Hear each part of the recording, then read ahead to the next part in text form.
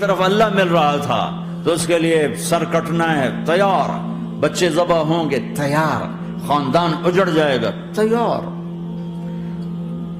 کہ اللہ مل رہا ہے۔ اللہ ملا تو سستا سودا۔ جب اسماعیل علیہ السلام سے کہا نا ابراہیم علیہ السلام نے کہ بیٹا تیرے ذبح ہونے کا حکم ہو چکا ہے، کیا کہتے ہو؟ تو انہوں نے کہا جلدی کرو، یا ابا تفعل، یا ابا تفعل، ابا جلدی کرو۔ تو ابراہیم سمجھے کہ شاید یہ پتہ نہیں چلا اس کہ بیٹا تمہیں خبر ہے میں کیا کہہ رہا ہوں؟ کہاں خبر ہے، بڑا اچھا سودا ہے، آپ کے بدلے میں اللہ مل جائے گا، اللہ آپ سے زیادہ بہتر ہے، دنیا کے بدلے میں جنت ملے گی، جنت دنیا سے بہتر ہے۔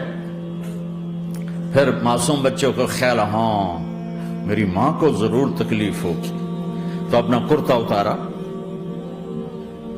اور اپنے باپ کو دیا کہ یہ کرتا آپ نے میری اماں کو دینا ہے، جب مجھے کبھی یاد کرے گی تو میرا کرتا دیکھ لیا کرے گی، تسلی ہو جائے گی، اور آپ نے اپنے کرتے میں مجھے کفن دے کے ادھر ہی دفن کر دینا ہے، ادھر نہیں لے جانا مکے کی طرف کہ میری ماں کو وہاں تکلیف ہوگی، میرا کٹا سر دیکھ کر بغیر سر کے پورا دھڑ وہ اس کو تکلیف ہوگی۔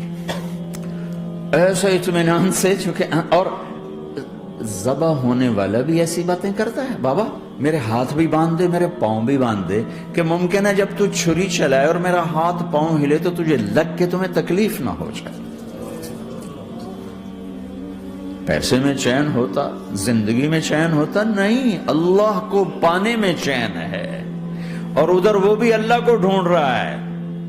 ارے میرے بھائیو، 60 برس کی دعا کے بعد بیٹا ملا، 60 برس دعا مانگی، یا اولاد دے دے اولاد دے دے اولاد دے دے، 60 سال کے بعد اولاد ہوئی، 84 سال کی عمر میں، 80 سے 84 برس کی عمر میں کے درمیان بچہ ہوا ہے۔ جب وہ 5 سے 10 سال کا ہوا ہے اور ابراہیم 90 کراس کر گئے، 90 کا بیریئر کراس کر گئے، جب مرغی کو ذبح کرتے بھی ہاتھ کانپے، 90 برس 92 سال کا بڈھا تو مرغی نہیں ذبح کر سکتا،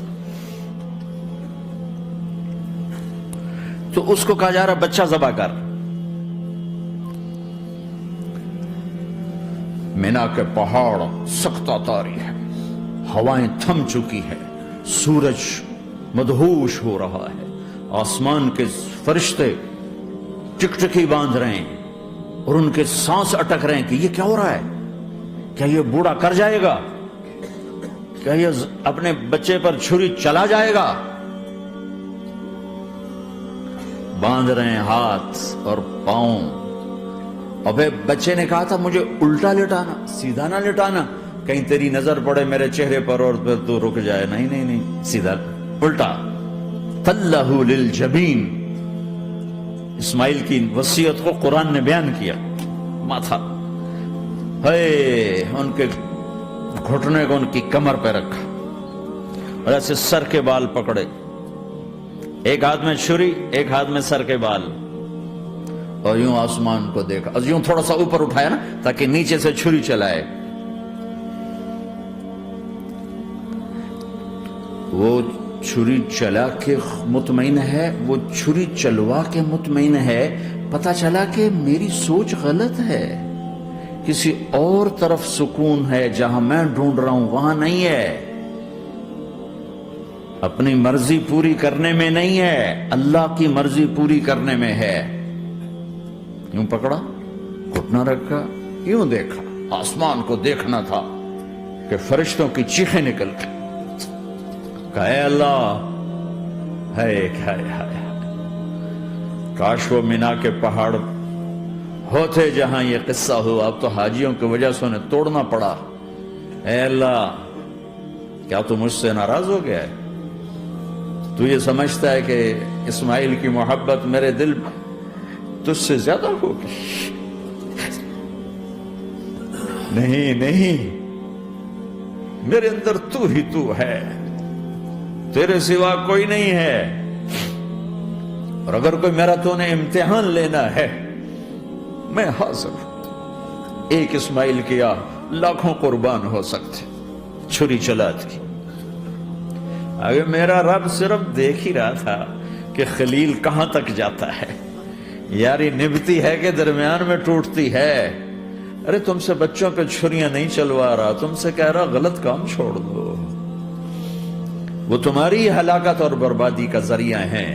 یا موت سے ٹکر لے کے دکھا دو، یا قبر کے گڑھے میں جانے سے انکار کر دو، یا موت کے بعد کھڑے ہونے سے انکار کر دو، یا میرے رب کی جہنم کو پانی سے بجھا دو، میرے اللہ کی جنت کو آگ لگا دو اور کہہ دو کوئی اللہ نہیں، کوئی حساب کتاب نہیں، جاؤ جو مرضی کرو.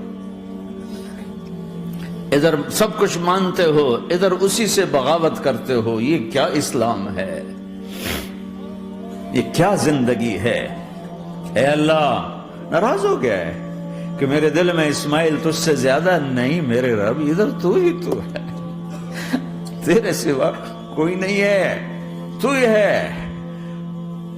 اور اگر ناراض نہیں کوئی میرا پیپر لے رہا ہے تو میں حاضر ہوں، یہ لے. اللہ اکبر.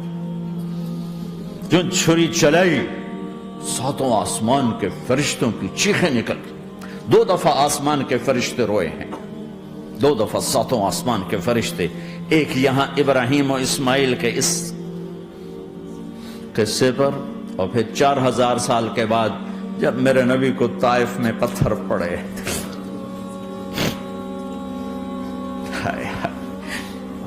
جس کے وجود کی قسمیں کھاتا ہے لعمرک، جس کے چہرے کی قسمیں کھاتا ہے والضحی، جس کی زلفوں کی قسمیں کھاتا ہے واللیل اذا سجا، جس کے منہ سے نکلے بول کی قسمیں کھاتا ہے وقیل ہی، تیرے بول کی قسم، جس کے شہر کی قسم کھاتا ہے وہذا البلد الامین، جس کی صفائی پیش کرتے ہوئے قسمیں کھاتا ہے والنجم اذا ہوا ما ضل صاحبکم وما غوا، جس کی رسالت پر قسمیں کھاتا ہے یاسین والقرآن الحکیم انک لمن المرسلین، جس کے اخلاق پہ قسمیں کھاتا ہے نون والقلم وما یسطرون ما انت بنعمت ربک بمجنون وان لک لاجرا غیر ممنون وانک لعلی خلق عظیم، جس کی صفائی پیش کرنے کے لیے خود آگے بڑھتا ہے، نبی کو موقع نہیں دیتا، خود آگے بڑھتا ہے، خود آگے.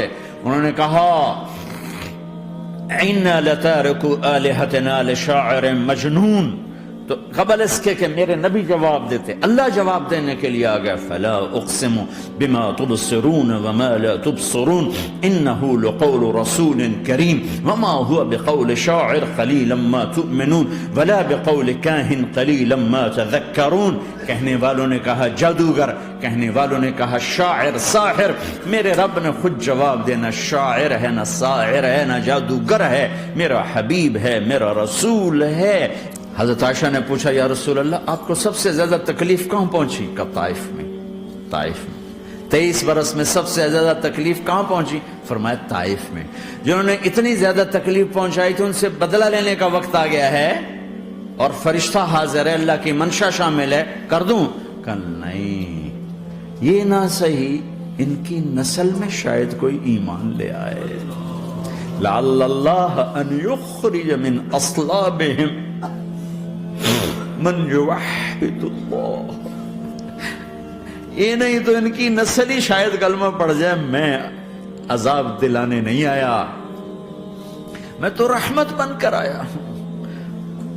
ما بعثت لعانا، میں لان تان کرنے نہیں آیا، انما بعثت رحمتا، میں تو رحمت بن کے آیا.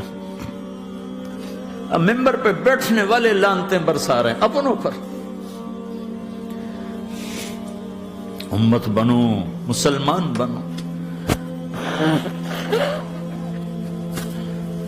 اس دعا پر آسمان کے فرشتے روئے ہیں، ساتوں آسمان کے فرشتوں میں ہلچل مچ گئی.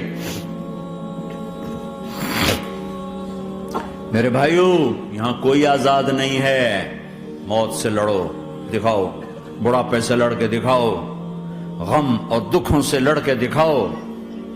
یہاں پابند بن کے چلو اس اللہ کے جس کی شہنشاہی ہے، اس اللہ کے جس نے مجھے بنایا، اس اللہ کے پابند بنو جس نے مجھے آنکھوں کا نور دیا، زبان میں بول دیا، جسم میں طاقت دی، عقل کو سمجھنے کے اوصاف دیے، اس اللہ کے پابند بن کے چلو جس نے قرآن کو اتارا، جس نے دھرتی کو بچھایا، جس نے آسمان کو اٹھایا، جو موت دینے والا ہے، جو موت کے بعد اٹھانے والا ہے، اس اللہ کے پابند بن کے چلو جو میرے جسم کو چورا چورا کرنے والا ہے، میری ہڈیوں کو ریت کی طرح ذرہ ذرہ کرنے والا ہے، اس اللہ کی مان کے چلو جو پھر مجھے میرے اس پارا پارا وجود کو پھر جمع کرنے والا ہے، اس اللہ کے سامنے جھکو جو قبروں کو پھاڑ کر مجھے پھر کھڑا کرنے والا ہے، اس اللہ کے سامنے جھکو جو ساری آدم کی مردہ نسل کو دوبارہ زندہ کرنے والا ہے، اس اللہ کے سامنے جھکو جو زمین آسمان کو ایک دن توڑنے والا ہے، توڑ کے پھر بنانے والا ہے۔ اذا السماء انفطرت وَإِذَا الْكَوَاكِبُ انتَثَرَتْ وَإِذَا الْبِحَارُ فُجِّرَتْ وَإِذَا الْقُبُورُ بُعْثِرَتْ، زمین آسمان کو ہلا رہا ہے، موت دے رہا ہے۔ اِذَا زُلْزِلَتِ الْأَرْضُ زِلْزَالَهَا، زمین پہ موت آ رہی ہے۔ اِذَا السَّمَاءُ انفطرت، آسمان مر رہا ہے۔ اِذَا الشَّمْسُ كُوِّرَتْ، سورج مر رہا ہے۔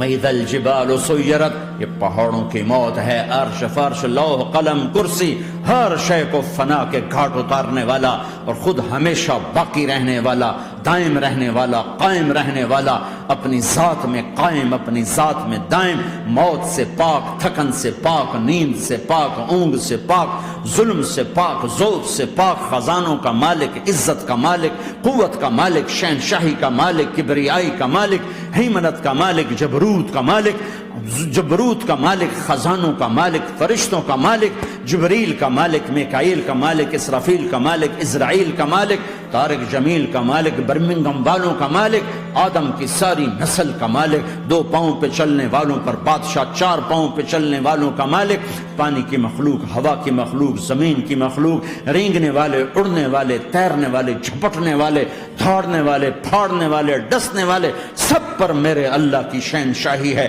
للہ ملک السماوات والارض وما فیہن، لہ ما فی السماوات وما فی الارض وما بینہما وما تحت الثری وان تجہر بالقول فانہ یعلم السر واخفی۔ وہ کون ہے؟ اللہ۔